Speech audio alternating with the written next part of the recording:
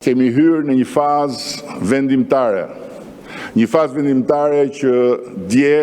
mori një shtysë të re në Bruxelles, ku jo vetëm hapëm të gjithë kapitujt e negociatave, por jemi të çmuar me notat më pozitive. Dhe jemi të çmuar me notat më pozitive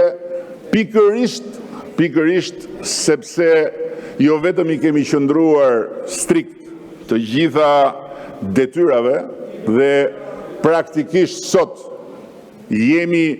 në vendin e parë për plotësimin e të gjitha atyre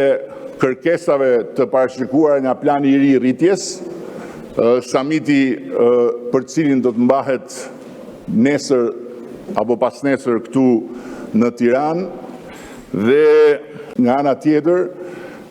jemi të çmuar posaçërisht pikërisht për atë që mallkohemi non-stop nga ata që sot po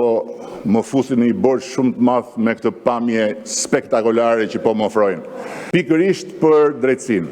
pikërisht për reformën drejtësi, pikërisht për pavarësinë e drejtësisë, pikërisht për respektin ndaj asaj pavarësie dhe pikërisht për faktin që nëse sot Shqipëria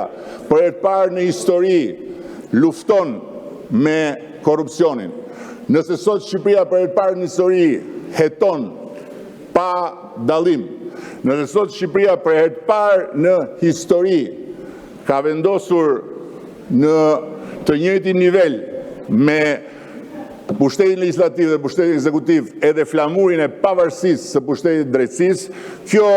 jo vetëm është merita ekskluzive e Partisë Socialiste të Shqipërisë, por nga ana tjetër botërisht dihet se Partia Socialiste e Shqipërisë është edhe garantja ekskluzive e asaj pavarësie.